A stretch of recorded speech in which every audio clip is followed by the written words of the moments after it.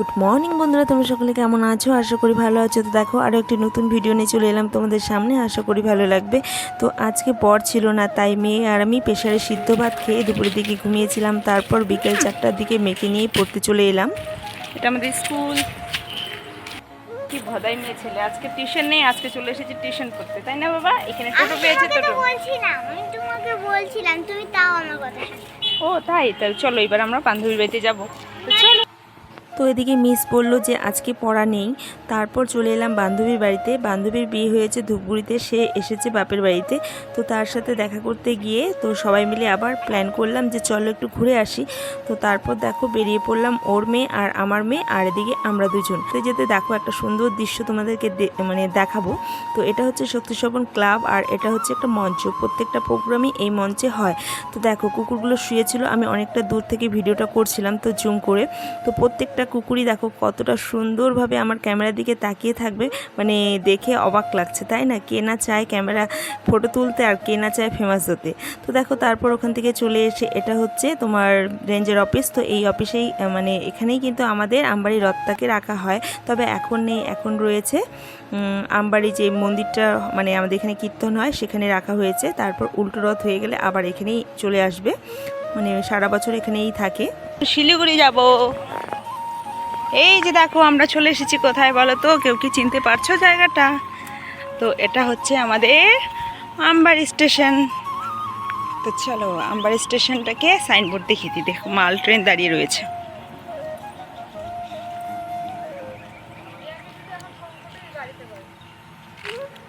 আমবাড়ি ফালাকাটা।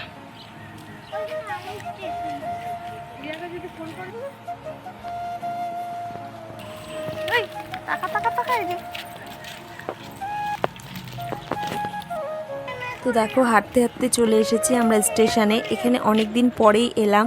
তো ও বলছিল যে চল কোথায় যাব, আর স্টেশনেই যাই, বাচ্চাদেরকে নিয়ে একটু হাঁটাহাঁটি করবো, আর স্টেশনটা ফাঁকাই থাকে, আমাদের এখানে অতটা জ্যাম থাকে না স্টেশনে। দেখো আমবাড়ি স্টেশনে সবাই বসে আছে, প্যাসেঞ্জাররা যারা যারা যেখানে যাবেন আর কি।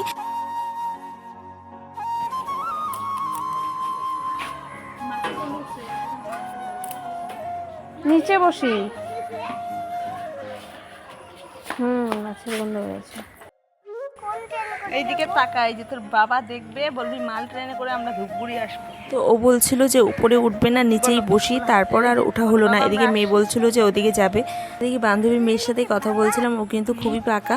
তো ওকে বলছিলাম তোর বাবাকে বল ফোন করে যে বাবা আমরা মাল ট্রেন করেই আমরা ধূপগুড়িতে আসি। এদিকে দেখো এদিকে মেয়ে উপরে উঠে দাঁড়িয়ে রয়েছে। তো আমি বলছিলাম নামো। তো তারপর খুব সুন্দর লাগছিল ভিউটা, তো খুবই সুন্দর, অসাধারণ একটা মানে সুন্দর শান্তির জায়গা।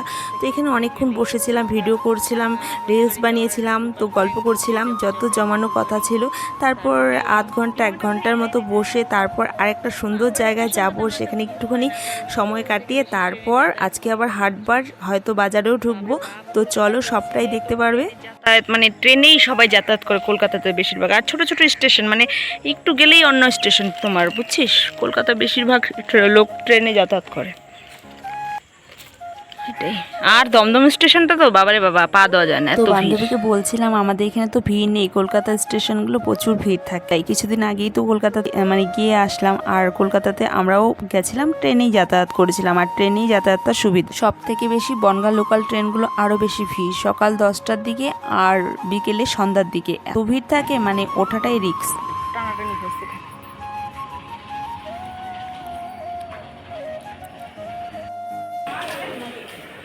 আগে কত আসতাম না সম্পি। তো এটা হচ্ছে আমবাড়ি স্টেশনের টিকিট কাউন্টার, আর এটা হচ্ছে বর্ষার ওয়েটিং রুম। যখন আর কি আমরা কলেজে উঠেছি প্রথম 2011 সালে, তখনই কিন্তু স্টেশনটা নতুন করে বানিয়েছিল। তো আগে তো প্রত্যেকটা দিনই আসতাম, আর এখন দেখো কতটা দিন পরে এসেছি। তখন যখন প্রত্যেক দিন আসতাম তখন কিন্তু এত কিছু মনে হতো না, আর আজকে দেখো কতদিন পরে এসেছি, আজকে মনে হচ্ছে কত স্মৃতি জড়িয়ে রয়েছে। সেটাই মানুষ বলে না, দাঁত থাকতে দাঁতের মর্ম বুঝে না, তেমনটাই। সত্যি কথা বলতে অনেক দিন পরে আসলাম, খুব খুব ভালো লাগে। আর স্টেশনটা সত্যি খুব সুন্দর, একটা ফাঁকা নিলিবিলি জায়গা। জমজমাটি জানি স্টেশনগুলো, তবু আমাদের আমবাড়ি স্টেশনটা না মানে বসে থাকার মতো জায়গা একটা, খুব ভালো লাগে। তো দেখো অনেকদিন পরে চলে এলাম এই যে দাদুর দোকান। তো এটাও হচ্ছে একটা ভালো লাগার জায়গা। তো এই যে সিঙ্গারা নিয়ে নিয়েছি। দাদুর দোকান মানে চায়ের ফেমাস দোকান। আগে যখন টিউশন পড়তাম, টিউশনের ফাঁকে আমরা এখানে চা খেতে চলে যেতাম সব বান্ধবীরা মিলে। আর দাদু দিদা কিন্তু অনেক দিন যাবত আর কি দোকানটা চালাচ্ছে। কতটা বয়স হয়ে গেছে, তবুও মনের সাহস নিয়ে জোর নিয়ে এত সুন্দর করে পরিপাটি করে দোকান করে না। আর চাও খুব টেস্ট। এই যে দিদা, ওই যে দাদু। তো এখানে একটা কুকুর মানে কুকুরের কাছ থেকে না জোক ছিল, জোক তো এখানে পড়েছিল। তারপর দিদা লবণ দিল, তাই আর কি লবণ দিলে মরবে সেটাই। আর দেখো স্টেশনটা আগের মতনই রয়েছে। আর এটা হচ্ছে আমবাড়ি লাইব্রেরি। আর এটা হচ্ছে আরেক দাদুর বাড়ি, যেখানে আমরা বাংলা সাবজেক্টটা পড়তাম। আর দাদু কিন্তু প্রচণ্ড রাগী, আর ইয়ার্কিও করতো, প্রচুর মারতো পড়া না পারলে। তো এইটাই, এখানে পড়তে আসতাম আর পড়ার ফাঁকে চা খেতে যেতাম, সবাই মিলে স্টেশন ঘুরতে যেতাম, এটাই। আর এই যে এই মাঠটা দেখছো, এখানে প্যান্ডেল দেখছো, এখানে কিন্তু আমাদের আমবাড়ি রথের মেলাটা হয়। তো দেখো কতটা জল জমে রয়েছে। তো কালকে তো সোমবার, কালকেই উল্টো রথ রয়েছে, তারগাড়া ময়দানে মেলা হচ্ছে, সবাই চলে এসো। আর আজকে হাটবার, দেখো এটা তো আগের ভিডিও, তো আজকে এটা আর কি ছাড়ছি। তো সে কারণে এটা শুক্রবারের ভিডিও ছিল। তো এই যে দেখো হাটবার। তো বান্ধবী বলছিল যে চলো হাটের ভিতর দিয়ে যাই, আমিও ভাবলাম যে চল যাই। তোর মুখটা কেন ঘোলা ঘোলা লাগে রে? তো এই যে হাটের ভিতরে এসে আবার ও বলছিল যে চল একটুখানি কাপড় হাটিতে যাই। তো কাপড় হাটিতে এই যে ঢুকে পড়েছি। তারপর কাপড় হাটিতে অনেক দোকানই আসেনি, আর পুজোর সময় না এই দোকানের যে সেট ঘরগুলো রয়েছে পুরো ভরা থাকে। আর আমবাড়ি হাটটা কিন্তু অনেক বড়। তারপর দেখো ওর নেশা, বাবারে বাবা, লাখপতি হওয়ার ইচ্ছা আছে।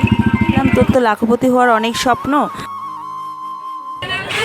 তো এখানে লটকো দেখছিলাম। তো লটকো এবছর আর কিনে খাওয়া হয়নি। তারপর এই যে গুটি গুটি পায়ে আবার চলে আসি স্কুলের পিছনে রোডটা, আর যাচ্ছি বান্ধবীর বাড়িতে। ওখান থেকে তারপর মেয়েকে নিয়ে চলে যাব বাড়িতে।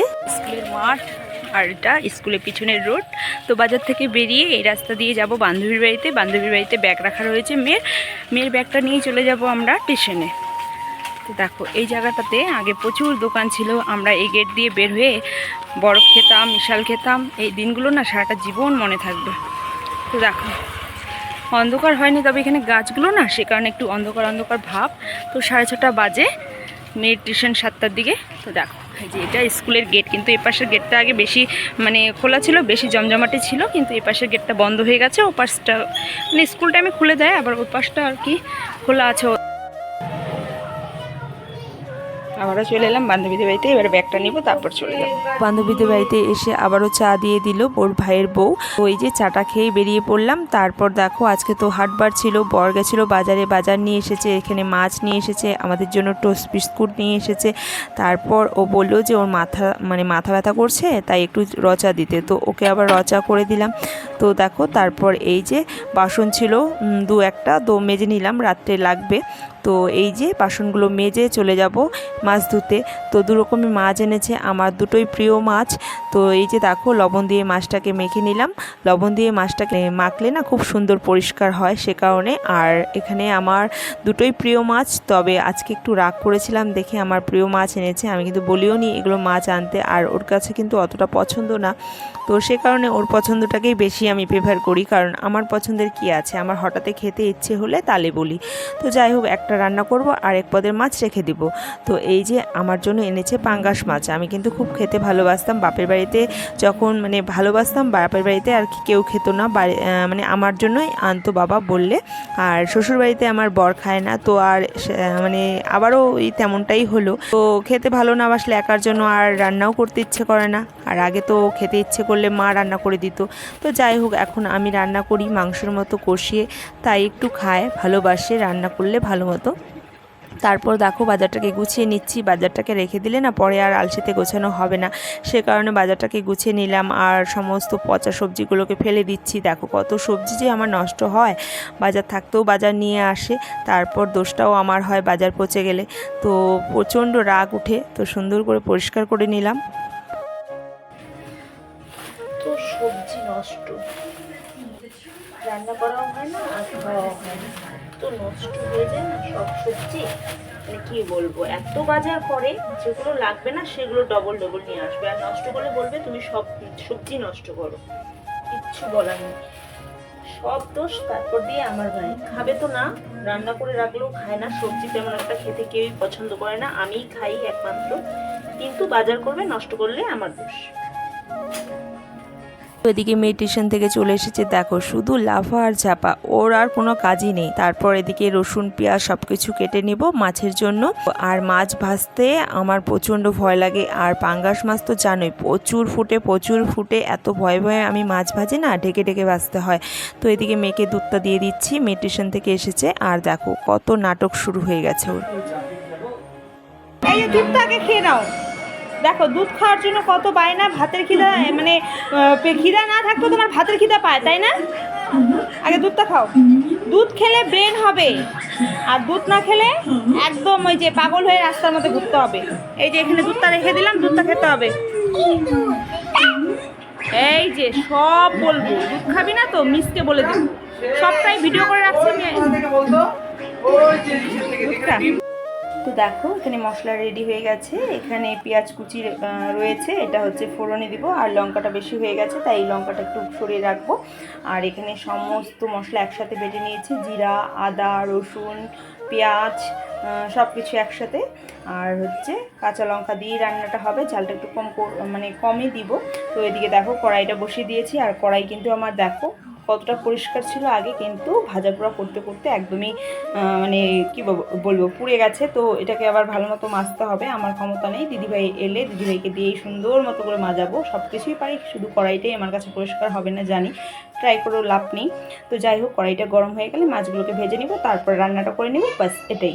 তো এটাই দেখো, একটা মেয়ে নাচ গান ফেসবুক ইউটিউব সব কিছু করলেও তার সাথে সাথে অনেক কাজ থাকে। আজকে তো কমই দেখলে, সারাটা দিনই প্রচুর ব্যস্ত থাকি, তো এই ব্যস্ততাই তো জীবন।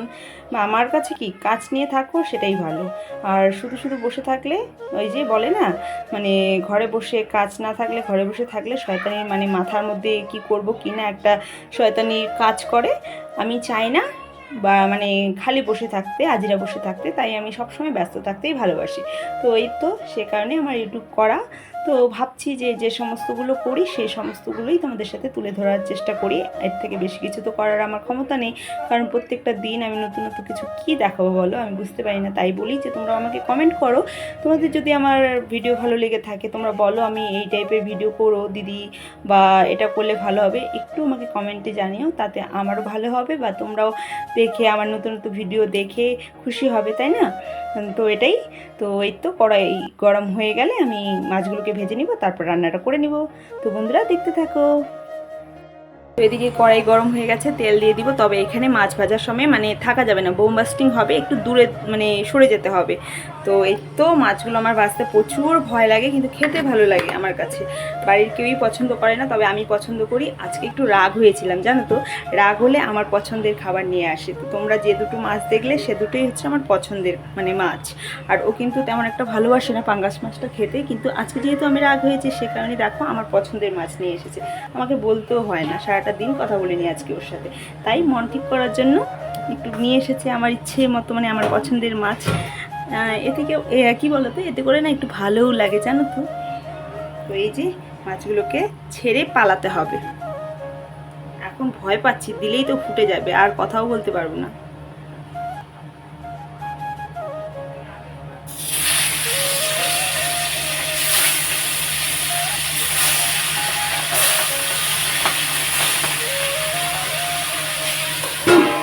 বাবারি, তো এই যে দেখো শুরু হয়ে গেছে, চলো ভাগি, শুরু হয়ে গেছে, তোমরা একটু শব্দ শুনো, আমি ভাগি।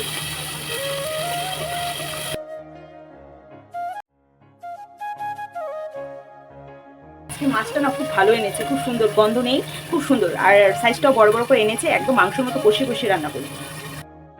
তো এই যে লাল লাল করে মাছ ভাজা হয়ে গেছে, এবার উঠিয়ে নিব। প্রচুর ফুটেছে প্রচুর, আমি তো মানে দেখো দূরে ছিলাম, একটু কড়া করেই ভাজছি, কারণ পাঙ্গাস মাছটা না খেতে চায় না, আমার পছন্দ হলে কি হবে, বড়ই পছন্দ না।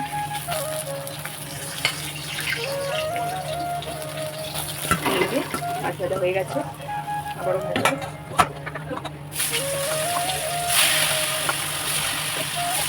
তো দেখো যেটা ভয় পেয়েছিলাম সেটাই হলো, অনেক ভয়ে ভয়ে মাছ ভাজছিলাম, তবুও দেখো মাছটা আর কি এতটা জোরে ফুটে এসেছিল না, কি বলবো, হাতে পুরো তেল পড়ে গেছে। তো দেখো এদিকে আমার মাছ ভাজা হয়ে গেছে, সমস্ত মাছ ভেজে নিয়েছি। আর এদিকে দেখো কড়াই বসিয়ে, মানে কড়াই পুড়ে গেছে, পুরো পুড়ে গেছে। আর দেখো যতটুকু না তেল দিয়েছি তার থেকেও ডবল তেল হয়ে গেছে। তো আর বেশি তেল দিব না, এমনিতেই এই মাছে প্রচুর তেল, তো সে কারণে। আর এই যে সামান্য একটু জিরে ফোড়ন দিয়ে দিচ্ছি। তারপর এখানে তো মশলা করে রেখেছি, তো কেটে রাখা পেঁয়াজগুলো দিয়ে দিচ্ছি। তারপর এগুলোকে নেড়ে ছেড়ে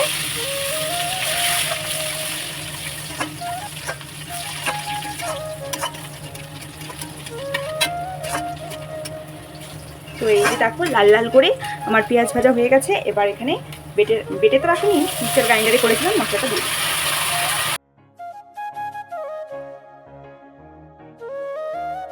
তো এই যে মশলাটাকে কষানো হচ্ছে, তারপর হলুদ লবণ সবটাই পরিমাণ মতো দিয়ে দিয়েছি। তারপর নেড়ে চেড়ে কষিয়ে নেব ভালো মতো, তারপর জল দিয়ে এই যে মাছ ছেড়ে দিলেই হয়ে যাবে আমার মাছের গ্রেভি। মাছগুলো ভেজে নিয়েছি আর এদিকে মশলা কষানো হচ্ছে। এই তো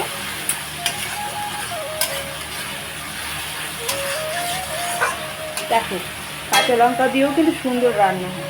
চলো এদিকে চলো, ভাত প্রায় হয়ে গেছে। তো এই যে ভাত সিদ্ধ হয়ে গেছে, নামিয়ে নিব। আর এদিকে রয়েছে এই যে মশলাটা কষানো হয়ে গেছে। এবার হালকা করে জল দিয়ে দিব, যেহেতু গ্রেভি করব, বেশি ঝোলের জল দিব না। আর এদিকে তো আমার কড়াই প্রচণ্ড, মানে কি বলবো, আর পুড়ে গেছে মাছ ভাজতে ভাজতে। তো এই যে মশলাটা কষানো হয়ে গেছে, ভাজা ভাজা হয়ে গেছে। এবার এখানে পরিমাণ মতো জল দিয়ে দিচ্ছি, কিন্তু মাছগুলো ফুটবে, একটু বেশি দিলাম। তারপর টানিয়ে নিব। তো এই যে দেখো এখানে জল দিয়ে দিয়েছি। এবার জল ফুটে গেলেই মাছ দিয়ে দিব। এই যে জল ফুটে গেছে, এই যে মাছগুলো দিয়ে দিচ্ছি। তো বন্ধুরা, এটাই ছিল আজকে সারাদিনের ভিডিও। তোমাদের ভিডিওটি কেমন লেগেছে অবশ্যই কমেন্ট করো। ভিডিওটি ভালো লাগলে লাইক কমেন্ট শেয়ার সাবস্ক্রাইব করে দিও। আর তোমরা ভালো থেকো, সুস্থ থেকো, আমাকে এভাবে সাপোর্ট করো, পাশে থেকো। তো বন্ধুরা বাই বাই, ভালো থেকো। এই সবজি আর বেগুন ভাজা এদিকে বসিয়েছি, বেগুন ভাজা বসিয়েছি। তো এই যে দেখো একটু ঝোল ঝোল করেছি। আর এই যে মাছ, অল্প কটা মাছ রেখে দিয়েছি। তোমরা কারা কারা করো বলো তো আমার মতন এইভাবে মাছ রেখে দাও ভেজে। আমি কিন্তু আজকে খেলেও কালকের জন্য রেখে দিই। তো এই যে বেশি করেই এনেছে, যেহেতু যাতে কালকে খেতে পারি। আর মাছটা খুবই ভালো। তো এই আজকের মতো টাটা, বাই বাই।